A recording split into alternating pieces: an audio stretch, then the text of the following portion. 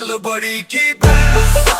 कविता कहानी तो है ठीक ठिकाना। कविता सुनो कहानी सुनो, कानों में छुपी है ताकत की चुस्की चूर। अक्ल बड़ी की भैंस है ये ज्ञान का फंडा, हर बार पड़े भैंस पे अक्ल का भारी डंडा।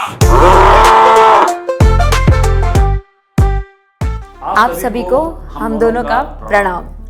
स्वागत है आप सबका विश्व शांति दर्शन चैनल पर, जिसके जनक है विश्व शांति के उपासक, वैल्यू बेस्ड एजुकेशन के प्रबल समर्थक, विश्वधर्मी प्रोफेसर डॉक्टर विश्वनाथ दा कराड सर। पिछले हफ्ते हमने कुछ अलग तरह से आपके समूह के शो की बुनियाद रखी थी, जिसके जरिए हम दिखा रहे हैं कविता, कहानी, शॉर्ट वीडियो, सॉन्ग वगैरह वगैरह एक नए अंदाज में। तो शुरू होता है अकल बड़ी की भैंस प्रोग्राम का सफर इस कहानी से। पर उसके पहले सुनते हैं टीवी सीरियल महाभारत की वो गूंजती आवाज जिसने समय का रोल निभाया था। वे है हरीश भिमानी, जिन्हें आपने महाभारत में तो नहीं देखा, लेकिन उनकी आवाज ही सुनी थी। मैं समय हूं।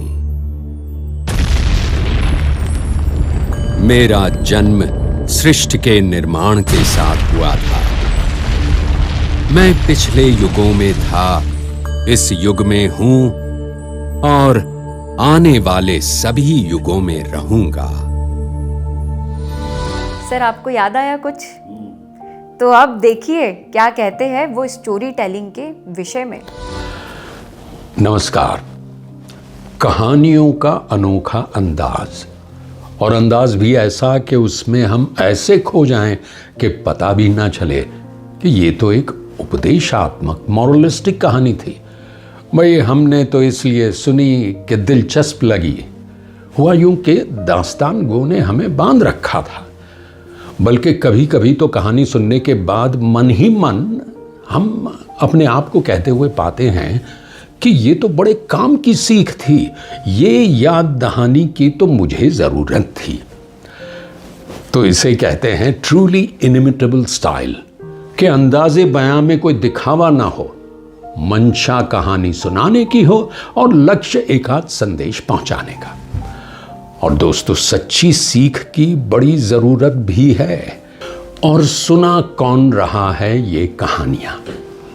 वो जिन्हें अनौपचारिक रूप से इनफॉर्मली उपाधि दी गई है, खिताब दिया गया है MDPE, यानी the most dynamic public executive, doctor Mukesh Sharma, film maker, broadcaster and an ace administrator. Mukesh Sharma ji, आपकी ऊर्जा और बहुत सारी कहानियों के लिए अनेकानेक धन्यवाद। नमस्कार। Now enjoy the story. नमस्कार और स्वागत है आपका विश्व शांति दर्शन के मंच पर। आप सुन रहे हैं नीति की लघु कहानियां। एक युवक और युवती ने काफी समय तक साथ रहने के बाद शादी की। वे एक दूसरे को बेहद चाहते भी थे, एक दिन भी एक दूसरे के बिना रह नहीं सकते थे। मगर शादी के बाद उनके प्यार को मानो किसी की नजर लग गई और फिर उनमें मनमुटाव होने लगा। पत्नी छोटी छोटी बातों पर रूठ जाती थी। उनके अच्छे खासे जीवन में जैसे किसी ने कड़वाहट घोल दी। उनकी शादी की सालगिरह का आज दिन था। शाम होने को आई और पत्नी रेखा, जिसका नाम था, अपने पति संजय का इंतजार कर रही थी।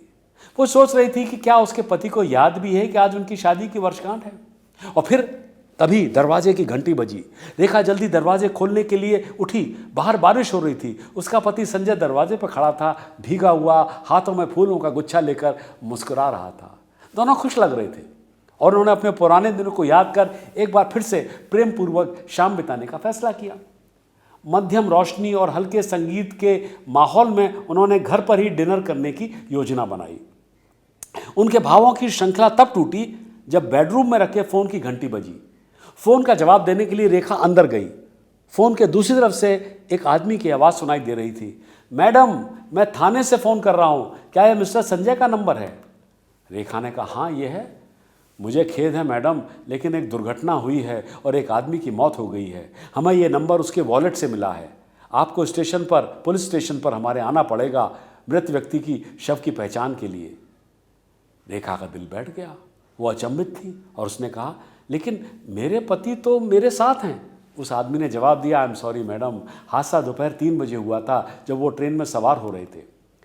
रेखा तो जैसे अपनी चेतना ही खोने लगी। उसने सोचा ऐसा कैसे हो सकता है। उसने लोगों से मरे हुए व्यक्ति की आत्मा के आने के बारे में सुना था, जो जाने से पहले अपने प्रियजनों से मिलने के लिए आती है। वो तेजी से दूसरे कमरे में भागी, लेकिन वहाँ उसका पति नहीं था। उसने सोचा कि इसका मतलब ये सच है कि वो उसके पति की ही आत्मा थी और वो हमेशा के लिए दुनिया छोड़कर चला गया। रेखा ने कहा, हे भगवान, मुझे एक मौका और मिल जाता तो मैं अपने पति से फिर कभी झगड़ा नहीं करती, छोटी छोटी बातों में उसका दिल नहीं दुखाती। और वो फर्श पर गिरकर जोर जोर से रोने लगी। उसने सोचा कि वो अपना मौका हमेशा के लिए गंवा चुकी है।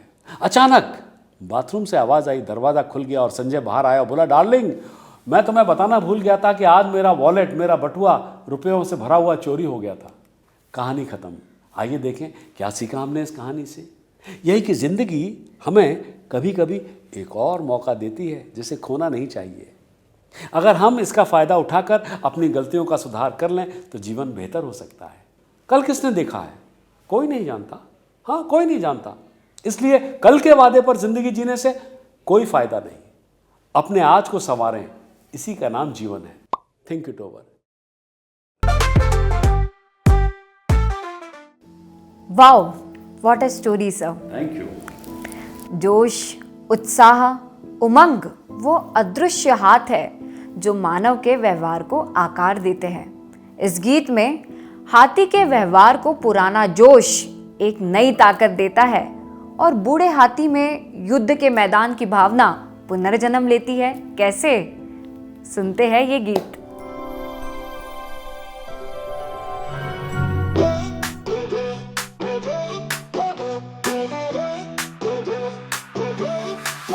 राजा का वो हाथी, युद्धों का साथी, विजय का सेतु बना गौरव की गादी।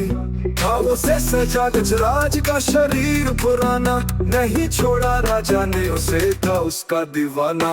हुंकार है जिसमें वो जंग का पुराना हाथी, समय की धूल झरे पर जज्बा जिंदा है साथी।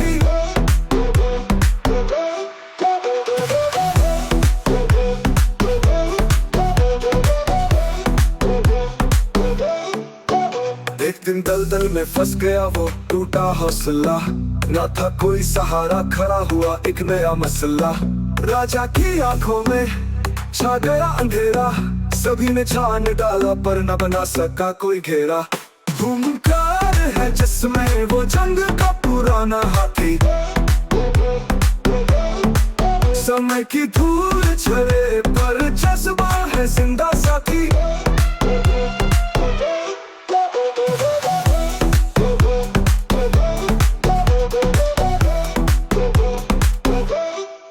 तभी बुद्धिमान मंत्री ने सुझाया रास्ता, रणभेरी बजाओ, गजराज के अतीत को जगाओ। नगाड़ों की धमक आंधी बनकर आई, यादों के दरिया में लहर उमड़ आई। सुनते ही वो धुन खड़ा हुआ गजराज, युद्ध की आग में जैसे फिर हुआ आबाद। दलदल को चीरता फौलादी इरादों से निकला, वो बूढ़ा पर्वत फिर विजयी होकर चमका। मोरा जीवन के संगीत में जब कम होने लगे खनक, याद दिलाना होगा बीती सफलताओं का सबक।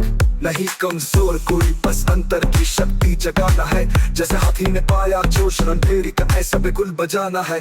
जोश और हौसला हो तो जीत की राह बनती है, यादों की चिंगारी से जीने की आग फिर जलती है। खत्म नहीं होती जंग जब तक दिल में है जुनून, बूढ़े गजराज की कहानी में है जीवन का सुकून। ओ, ओ, ओ, ओ, ओ, ओ, ओ, ओ,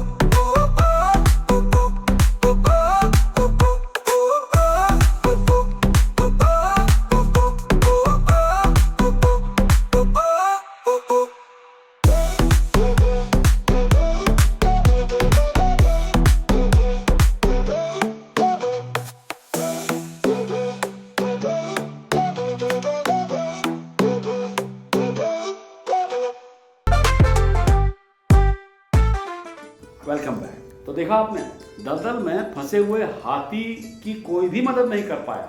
राजा के सिपाही अपनी भैंस बुद्धि लगाते रहे, पर काम आई सिर्फ बूढ़े मंत्री की अकल। सर, आज के चुनौतीपूर्ण समय में हम सभी को अपने आसपास के लोगों में उत्साह भरने की जरूरत है। अपने जीवन में युद्ध के ढोल बजाकर हम अच्छे स्वास्थ्य, खुशी, आनंद और प्रेम की प्रचुरता का जश्न मना सकते हैं। अब बढ़ते हैं आगे रिद्धि। बहुत पहले मेरे पास किसी ने एक कविता व्हाट्सएप की थी, ये कह के कि उसे लिखा है महादेवी वर्मा ने, जो कि एक बड़ी मशहूर लेखिका है, थी रादर, अब तो नहीं रही। कविता कुछ यूं थी।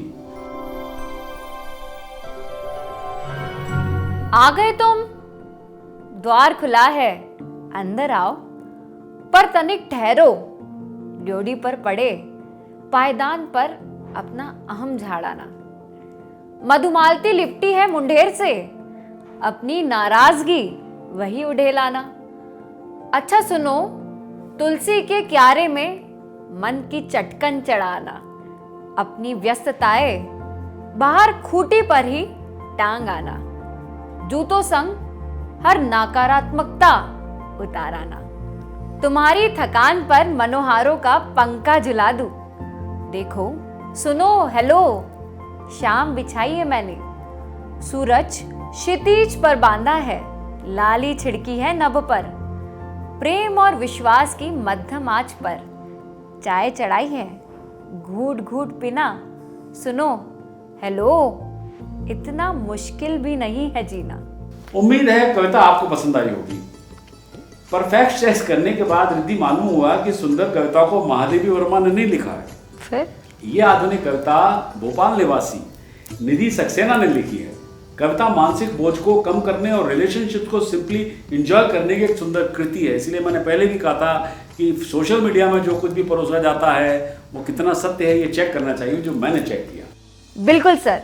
बाय द वे, विश्व शांति दर्शन के वीडियोस की ज्यादातर रिकॉर्डिंग यहाँ राज कपूर जी के अर्स्टवाइल कैंपस राजबाग में होती है, और जहां विश्वधर्मी प्रोफेसर डॉक्टर विश्वनाथ दा कराट जी ने शोमैन राज कपूर की याद में एक म्यूजियम भी बनाया है, और विश्व का सबसे बड़ा गुंबद यानी वर्ल्ड पीस डोम भी यहाँ मौजूद है।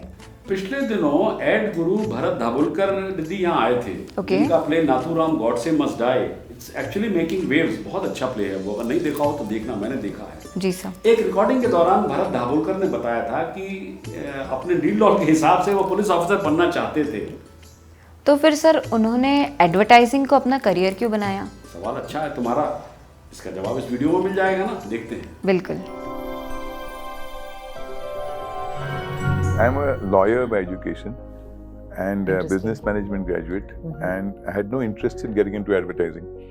My lifelong ambition from the age of 4 till I graduated from law and became a lawyer was to be an IPS officer. Becoming a police officer was my unwavering ambition. And even today, when I meet, and I know all these commissioners and director generals of police, when I meet them in uniform, I still feel bad that I didn't join the police force. That was my basic ambition was to be a police officer, and somehow I look more like a police officer than most of the police officers look. So I get mistaken for a police officer when I'm with them for debates and things like that than those guys do. And everybody that I've met, and I've met all of them, they always tell me that, oh, you wanted to be a police officer? We didn't want to be in the police. Like Mr. A.A. Khan said that I am a English honors, MA in English honors. I didn't want to be a policeman. And I met so many of these guys who didn't want to be that. So when I didn't become a police officer, I didn't do the IPS exam. And I was doing my law in the morning, and I was working as a management trainee in one of the Tata companies, Forbes and Campbell. And they had lots of agencies. They had many different divisions, many different companies. And I used to keep on seeing the advertising guys who used to come there for making presentations. And I would sit through them as a management trainee. And we were some 8 or 10 management trainees. And every time I would come out of a presentation, I would say, this is a lousy campaign. I can think better than this. What are they presenting? So at one point, all those guys said that, look, instead of sitting and criticizing what work they're doing, then you get into advertising. Is that how you got into it? So I said, that's a damn good idea. So I started applying for agencies, different agencies. And I must have applied to 7, 8, 10 agencies. Nobody wanted me because they said, you're a lawyer. No background. You have no background. And the money that they were offering as a stipend at the beginning was 1/10th of what I was earning as a thing. And that time money mattered. I mean, you couldn't suddenly take a drop, so much of a drop. So I kept on saying, "No, I don't want to do it." At one point, I realized that if I don't do it, I'll keep earning more and more money here in this company. And advertising will still pay me the same amount as a beginner's salary. So I said, let me take a chance. So I left a lucrative job in a big company, successful company, and joined a privately owned advertising agency, a small agency which had an office at Kulaba on the top floor of the Tata, the Bata shoe shop. And everybody was surprised that you left such a fantastic job and you've joined this. As luck would have it, that turned out to be the best thing that I can think of doing in life, because I had wonderful clients to work on. Welcome back. और आप प्रस्तुत हैं दो पंक्तियों की कहानी। एक बार रिद्धि एक कौवा पेड़ से उड़ा और उसके उड़ने के साथ ही वो पेड़ गिर पड़ा। कौवे ने सोचा कि उसके उड़ने से पेड़ गिरा है, तो वो कौवे की गलतफहमी थी। क्या सीखा हमने इन दो लाइनों की कहानी से, रिद्धि तुम बताओ।